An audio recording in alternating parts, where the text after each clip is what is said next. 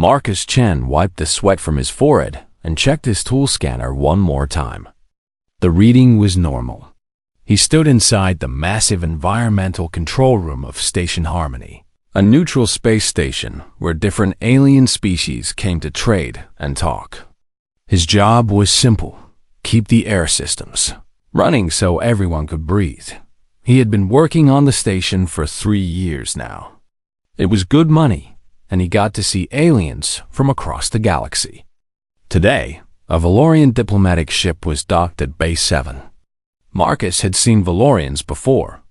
They looked like walking crystals, tall and beautiful, with bodies that reflected light in rainbow colors. They were also very proud and followed strict rules about everything. Marcus sealed the access panel and started walking back to the main corridor. His radio crackled to life. "Chun, we need you at docking bay 7. Right now."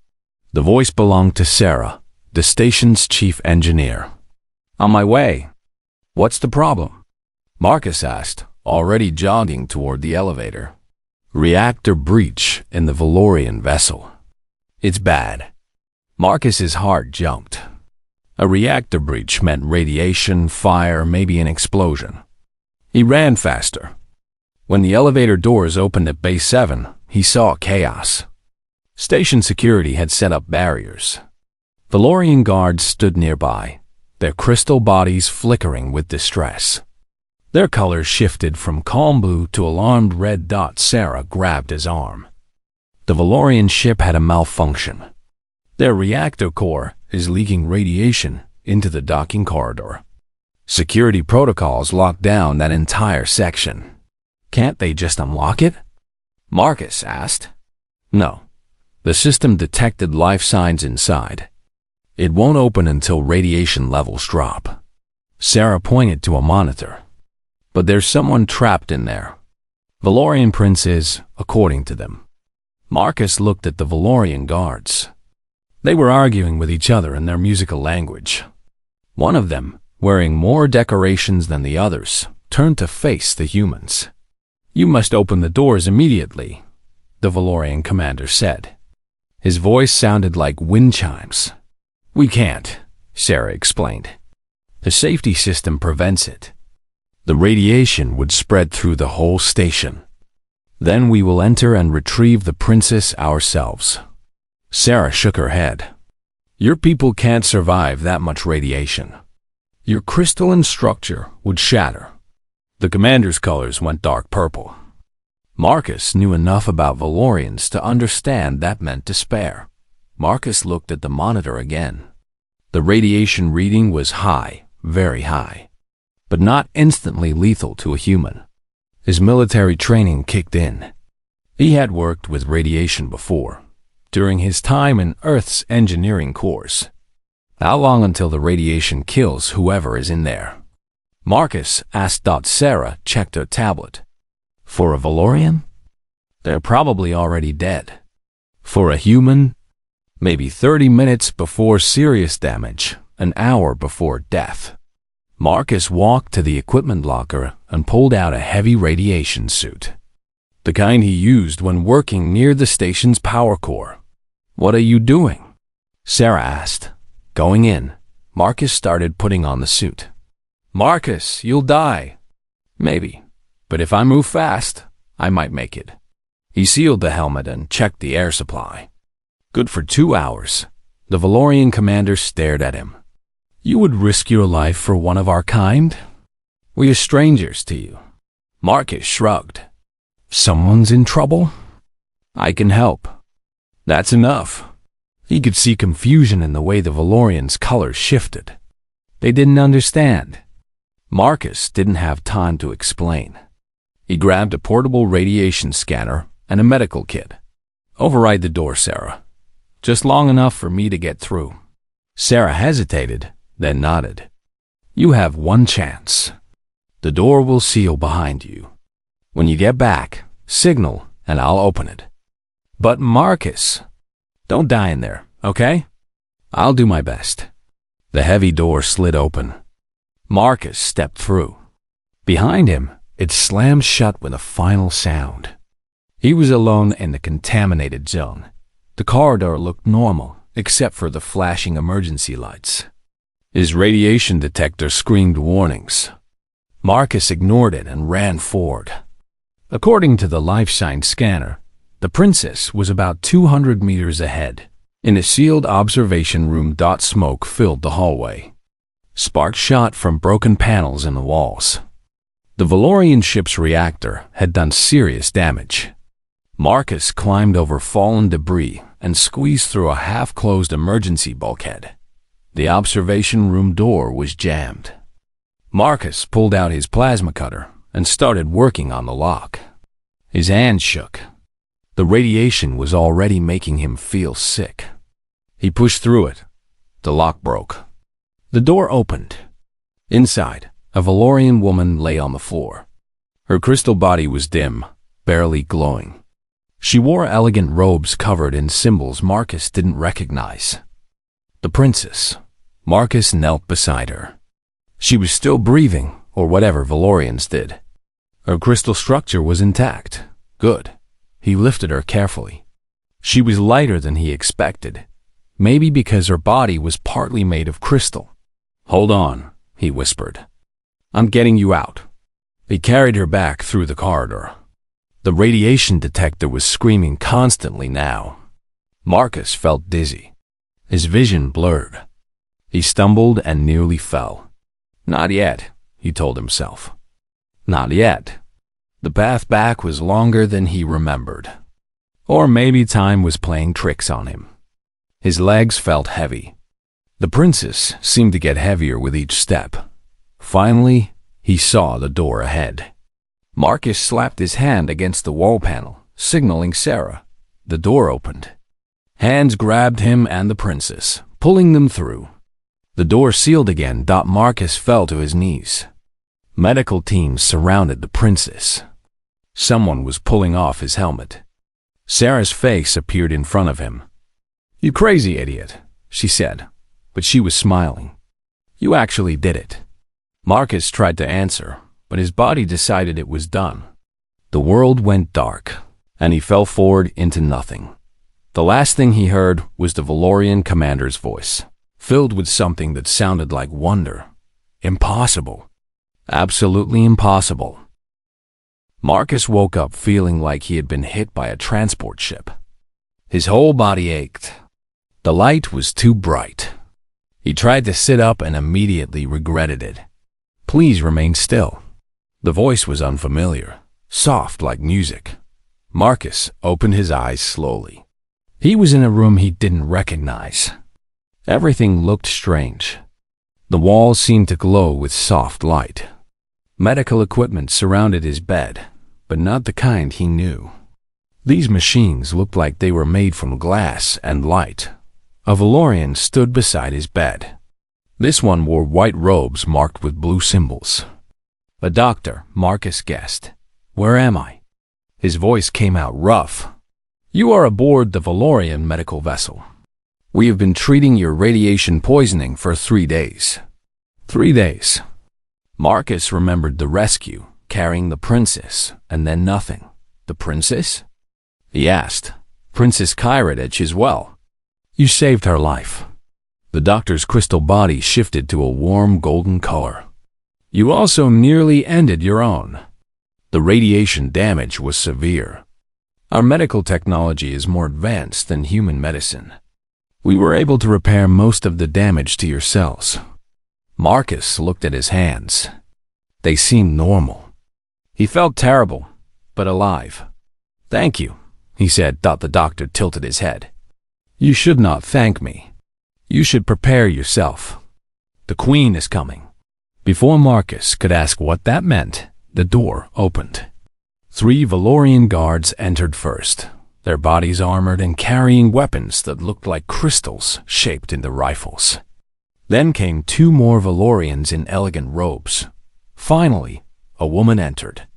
She was taller than the others, and her crystal body shone with deep purple and silver light. She wore a crown made of living crystal that floated just above her head. Power radiated from her. This was someone important. Behind her walked a younger, Valorian woman. She looked similar to the queen, but smaller, her colors more pink and gold.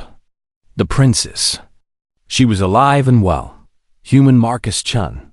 The queen's voice filled the room like thunder and music at the same time. I am Queen Salvara of the Valorian Empire. This is my daughter, Princess Kyredage, whose life you saved. Marcus tried to get out of bed to show respect, but his body refused to cooperate. Your Majesty, I'm sorry. I can't. The queen raised one crystalline hand. Remain as you are. You have suffered greatly on our behalf. She moved closer to his bed. Her eyes, which looked like diamonds, studied him carefully. I have lived for 643 years, the queen said. In that time, I have seen many acts of bravery, but I have never seen anything like what you did. My guards tell me you knew the radiation could kill you. Yet you entered anyway. Why? Marcus wasn't sure how to answer. She needed help. I could provide it. It seemed obvious. The queen's colors shifted to something Marcus couldn't identify. Confusion, maybe. Obvious, she repeated. You are young. How old are you, Marcus Chun? 34. 34 years. A child by our standards. Valorians live an average of 800 years. Every year of life is precious to us. We do not risk our lives easily. The very young, especially, are taught to preserve themselves. They have so much life ahead of them. The princess stepped forward. Mother, perhaps humans think differently about such things. Indeed. The queen looked at Marcus again. You risked 30, 40, perhaps 50 more years of life to save my daughter. Why would a short-lived species be so careless with their limited time? Marcus frowned. He didn't like being called careless. I wasn't careless. I was careful. I had the right equipment. I knew the risks. I made a choice. But why make such a choice? Because it was the right thing to do. The silence in the room was heavy. The queen and princes looked at each other. Marcus got the feeling they were communicating somehow, but he couldn't hear it. Finally, the queen spoke again. You have created a problem, Marcus Chun. A problem? You saved the life of royalty. In Valorian law and custom, this creates a life debt. My daughter's life belongs to you now. But more than that, you risked everything to preserve our royal bloodline. Such an act demands recognition and reward. Marcus shook his head. I don't need a reward. I just want to go back to my job. The princess made a sound like crystal bells ringing. She was laughing. Mother, he truly doesn't understand. The queen's colors went stern, turning to dark blue. The life debt is not optional, Marcus Chun. It is law. You saved royal blood. Therefore, you must be bound to the throne. You will serve as protector to the royal house. Wait, what? I can't do that. I'm an engineer, not a bodyguard. You are whatever we declare you to be. You will accompany us to Valoris Prime, our capital world. There, you will take your place in the royal court. Marcus tried to sit up again, ignoring the pain. Your Majesty, I appreciate the honor, but I can't just leave. I have a job, a life. I'm not a Valorian. I don't belong in your court. You belong where the life debt places you. The queen's voice left no room for argument. The princess touched her mother's arm. Mother, perhaps we are being too harsh. He is not familiar with our ways. The queen considered this. Very well. Marcus Chun, I will offer a compromise. Come with us to Valoris Prime for one cycle of our moon. 6 of your weeks.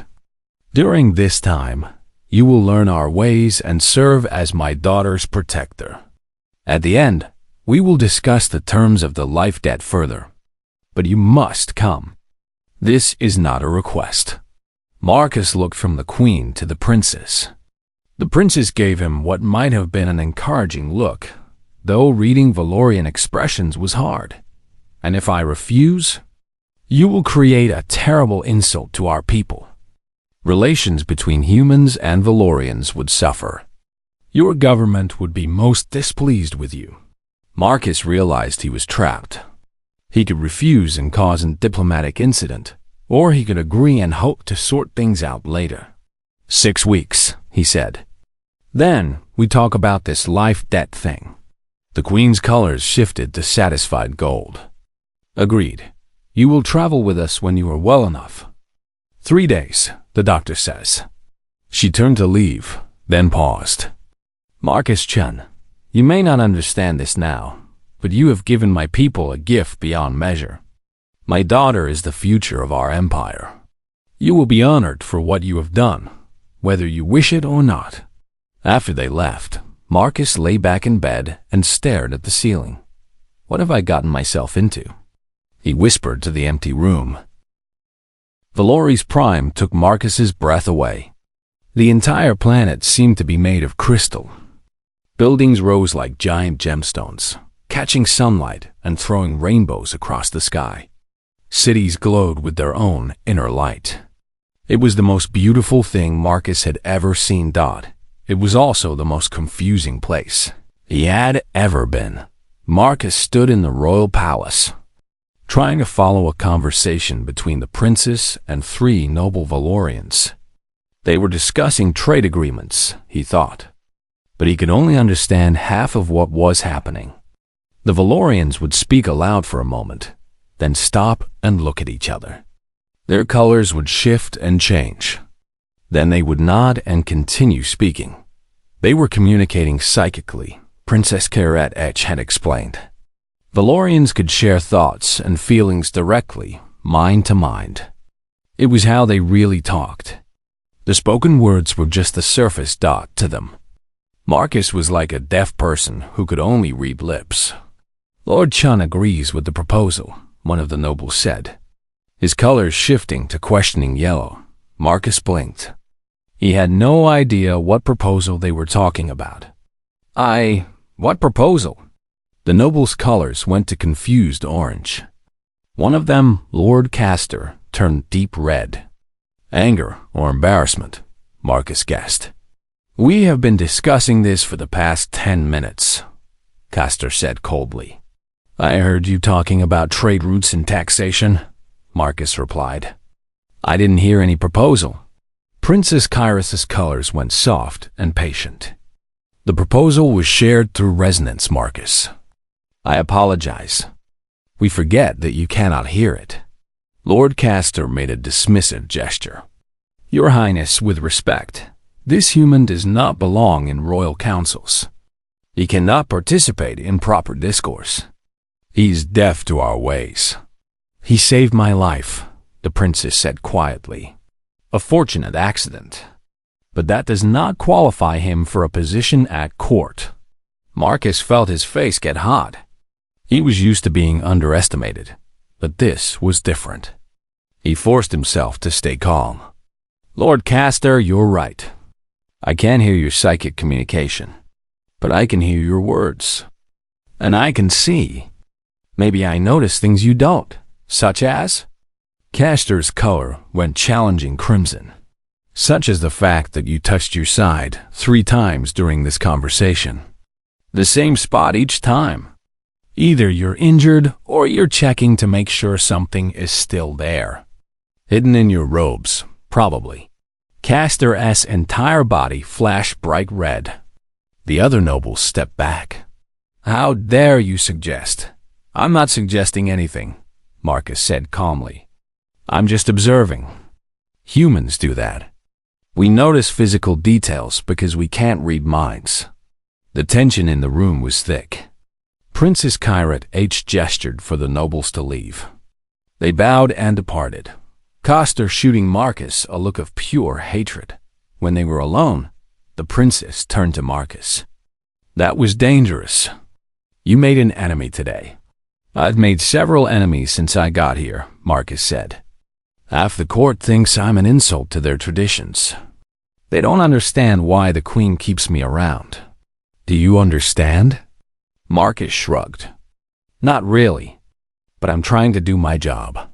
His job, as it turned out, was mostly standing near the princess during official events and trying not to embarrass himself. The queen had assigned him quarters in the royal wing and given him a uniform that looked like crystal armor but felt like cloth. She called him Royal Protector, but Marcus felt more like a mascot. The real guards, all Valorians, barely tolerated him. That night, Marcus couldn't sleep. The bed was too soft, and his mind kept replaying the day's failures. He decided to walk the palace gardens. Maybe the fresh air would help. The gardens were beautiful even in darkness. Crystal flowers glowed softly, and artificial streams created peaceful sounds. Marcus found a bench and sat down. That's when he heard voices. Quiet, secretive voices. Marcus froze. Two Valorians stood behind a cluster of tall crystal trees, not far from where he sat. They couldn't see him in the shadows. The first attempt failed, one voice said. The human interfered. The human is a problem, the second voice agreed. But he cannot stop the inevitable. The queen grows weak. Her peaceful policies make us vulnerable. The next attempt must succeed. Princess Kairat H must not reach her ascension ceremony. Without an heir, the council will have to choose new leadership. Marcus's heart pounded. This was conspiracy. They were planning to kill the princess. When? The first voice asked. 3 days from now, during the Rising Light Festival. The crowds will provide cover. The voices moved away. Marcus waited until he was sure they were gone, then ran back to the palace. He found the captain of the royal guard in his office. Captain Veltar was one of the few Valorians who treated Marcus with any respect. Captain, I need to report a threat against the princess. Veltar's colors shifted to alert blue. Explain.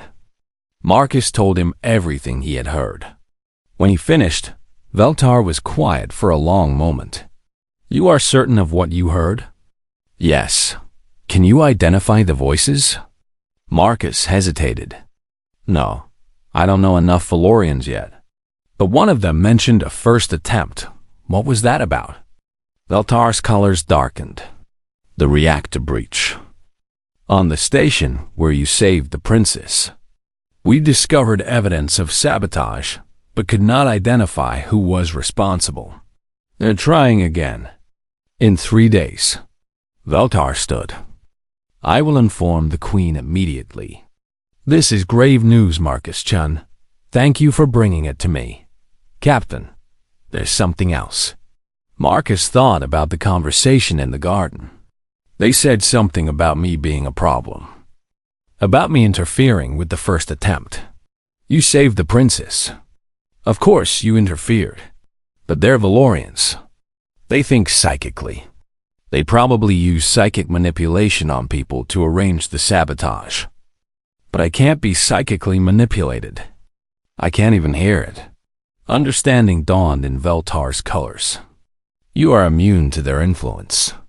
Maybe that's why the queen really wants me here, Marcus said. Not because of some life debt. Because I think differently. Because I see things you don't.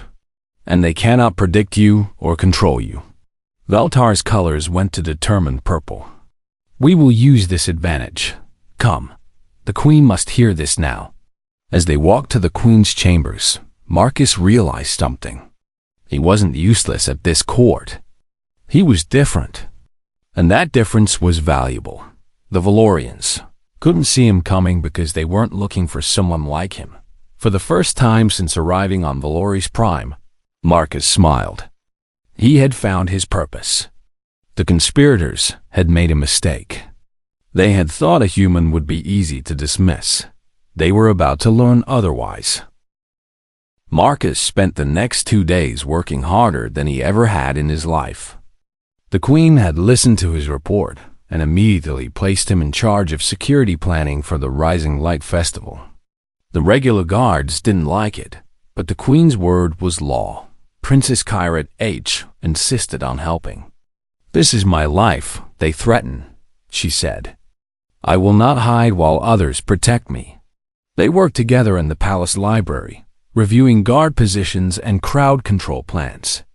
Marcus showed her human military tactics. She taught him about Valorian psychology and how to predict crowd behavior. Your people would never do this, Kyrith said, studying Marcus's defensive formations. Surround the target with protection?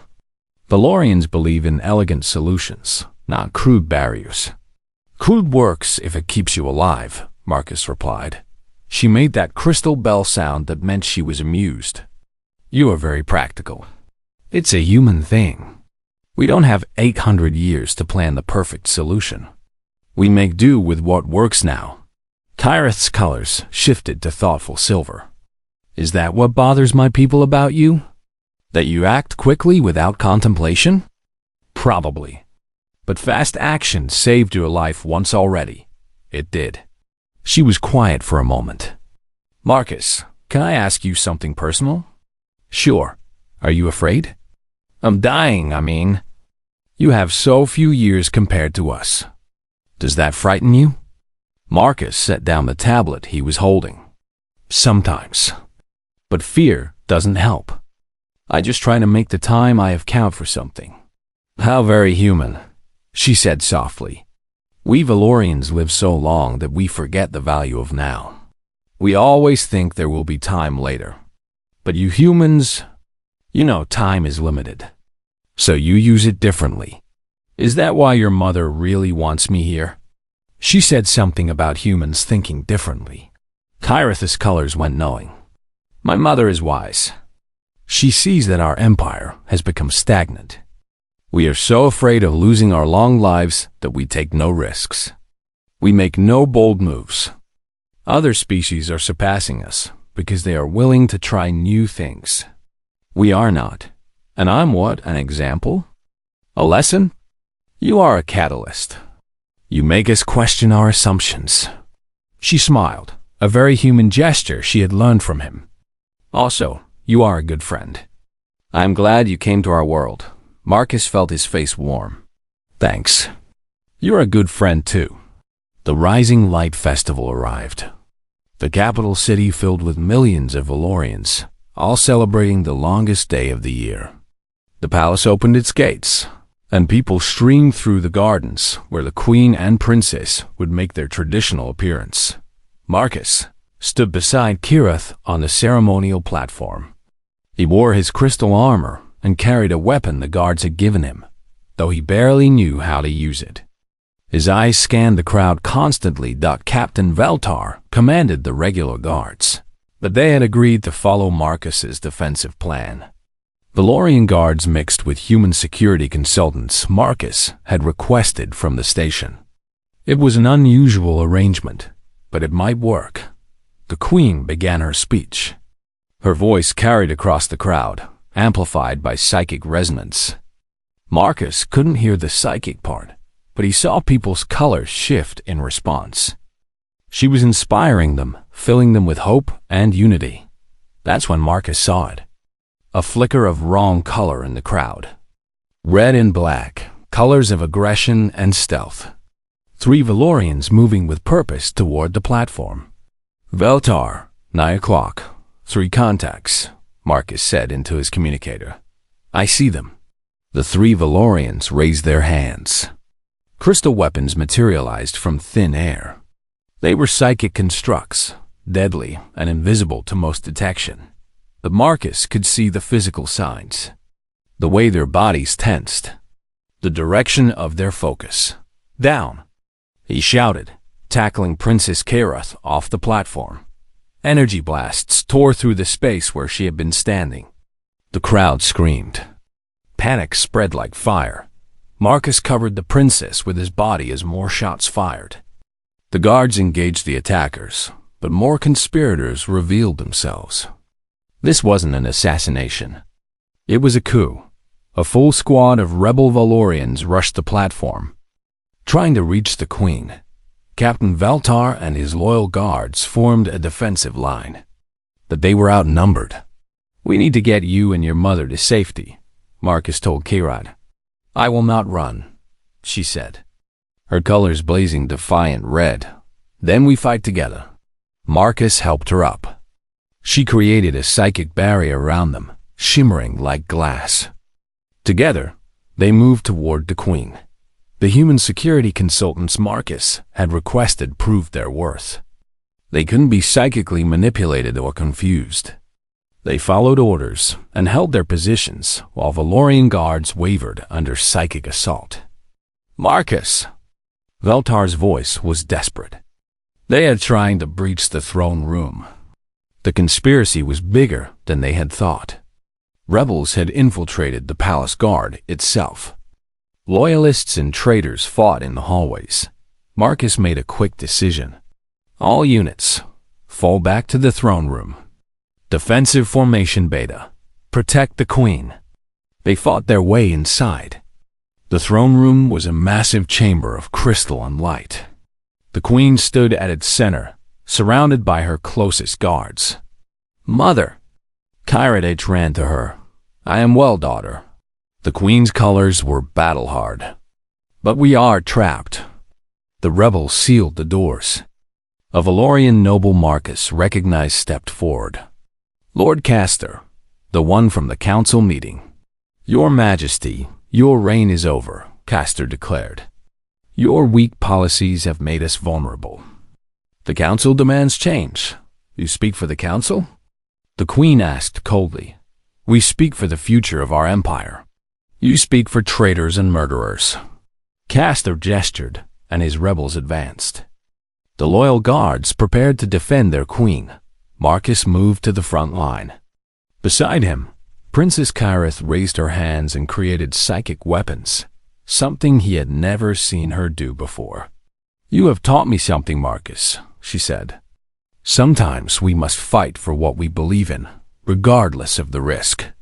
"Now you're thinking like a human," Marcus replied. The battle was fierce. Psychic energy filled the air. Marcus fought with physical weapons and tactics the Valorians didn't expect. He ducked under psychic blasts and struck where the rebels weren't looking. The human consultants and loyal Valorians worked together, covering each other's weaknesses. It was working. The rebels were being pushed back. Then Marcus saw Castor raise both hands. Energy gathered around him, more than Marcus had seen any Valorian create.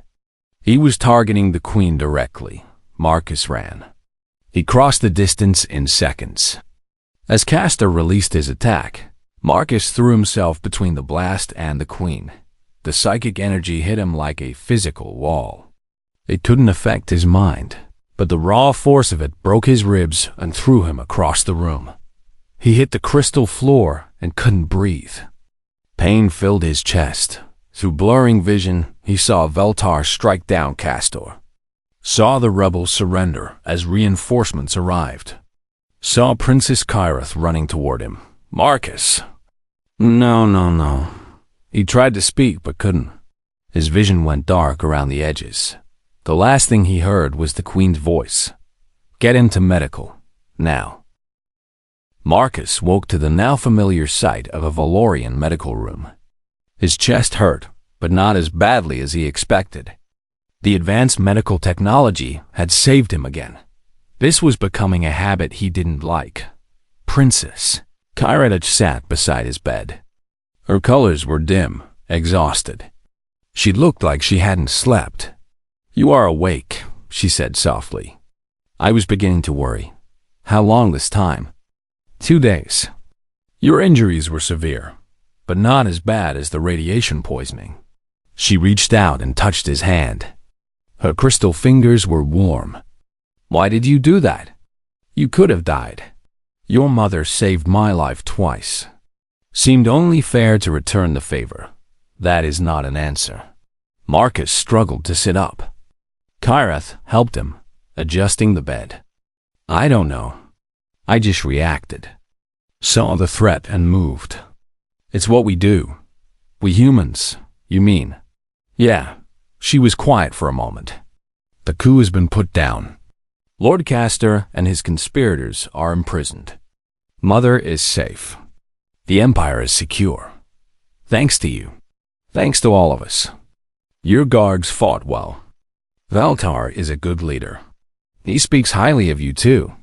He told Mother that your tactics won the battle. Valorians have not fought like that in centuries.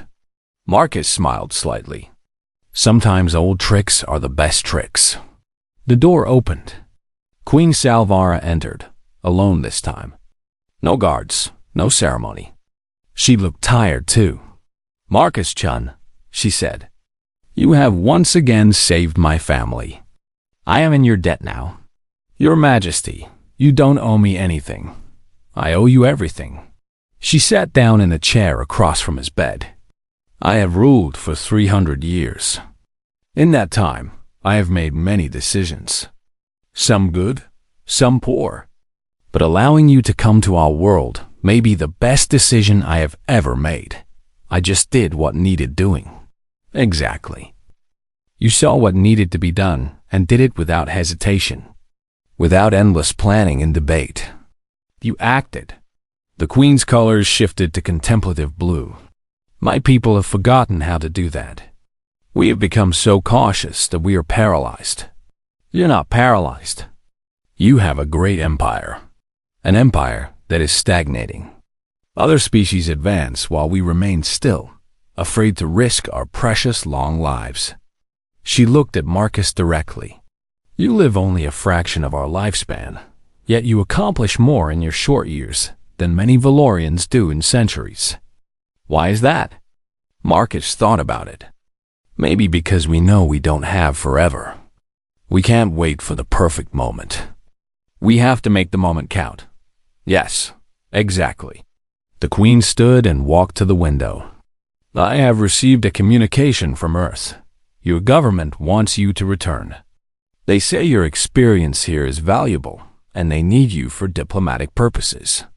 Marcus felt a strange pang in his chest. Return to Earth, back to his normal life. That's what he wanted, wasn't it? They are right to want you back. The Queen continued. But I want to make you an offer first. Stay here. Become my royal strategos, my chief military advisor. Help us reform our defenses and our thinking. Teach my people to be bold again. Your Majesty, I'm not a military leader. I'm an engineer. You are a survivor, a protector, a man who acts when others hesitate. That is what we need. Princess Kairat spoke up. Marcus, you do not have to decide now. Take time to think. The Queen nodded. My daughter is wise. Consider it carefully. But know this. If you leave, you will always have a place here. The life debt is fulfilled. You owe us nothing, but we owe you much. After the Queen left, Marcus and Kairat sat in silence. What will you do? She asked finally. I don't know. Part of me wants to go home. Earth is where I belong. And the other part? The other part has learned to like it here. Your world is amazing. Your people, once you get past the formal stuff, are good people. He looked at her. I've made friends here. Her colors went warm gold. You have. And those friends would miss you if you left. Would you miss me? Very much. She hesitated. Marcus, I know I'm royalty, and you are human, and there are many complications. But I want you to know that these past weeks have meant a great deal to me. You see me as a person, not just a princess. You treat me as an equal. You are an equal. You're smart, brave, and you care about your people. That has nothing to do with your title. See? That is what I mean. She smiled again. I wish you to stay, but I will support whatever choice you make.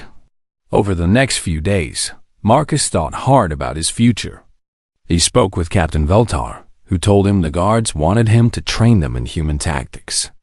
He met with the human consultants, who said they would stay on Valori's Prime if he did. He even received a message from Sarah back at the station, telling him she was proud of what he had accomplished. Finally, Marcus requested a meeting with the Queen and Princess. They met in the same library where he and Karath had planned the festival security. I've made my decision, Marcus said.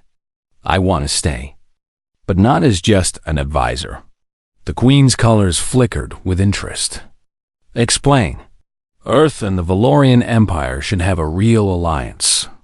Not just trade agreements, but true cooperation. Humans can learn from Valorian technology and wisdom. Valorians can learn from human adaptability and quick thinking. We're stronger together. And your role in this alliance? I'll be the bridge. Ambassador and protector. I'll train Valorian guards in human tactics and help human engineers learn Valorian technology. I'll serve the Empire, but I'll also serve Earth. The Queen considered this. You wish to belong to both worlds. Yes, if that's possible. It is not only possible, it is brilliant. The Queen's colors went approving gold. You will be the first of many, I hope. Humans and Valorians working side by side. This is the future I have hoped for. Princess Kairat stood. I have an idea, Mother. Marcus could establish a new training program. Mix human and Valorian recruits together. Teach them to work as teams. Yes, the Queen agreed. A joint academy. The first of its kind. Marcus Chun, you will lead this academy. You will shape the next generation of protectors for both our peoples. Marcus felt a weight lift from his shoulders. This felt right. This was what he was meant to do. I accept, he said. Then it is decided. The Queen stood. I will make the announcement tomorrow.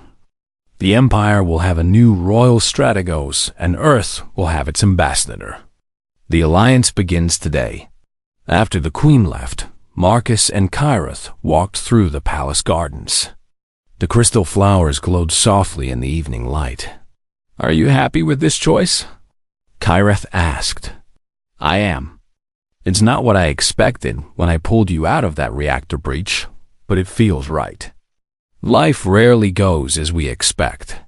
I certainly never expected to become friends with a human, or to learn to fight like one. She laughed. That too. You have changed me, Marcus. Made me braver. Made me think differently about what it means to be a leader. You did that yourself. I just gave you a push. They reached a bench overlooking the city. In the distance, Marcus could see the construction of the new academy beginning. Human and Valorian workers labored side by side. We are building something new, Kairat said. Something that has never existed before. A future where different species don't just coexist, but actually help each other grow. Marcus agreed. Do you think it will work? Marcus thought about everything that had happened. The rescue, the court politics, the conspiracy, the battle. He thought about how humans and Valorians had fought together and won. Yeah, he said. I think it will work. It won't be easy, but the best things never are. Kairat's colors went peaceful blue. I am glad you are staying. Me too. They sat together as the sun set over Valoris Prime. Two friends from different worlds, watching the beginning of something new. Marcus had risked his life to save a princess, and in return, he had found a purpose larger than himself. He had found a way to bridge two civilizations and bring them together. And somehow, that felt like the most human thing he could possibly do.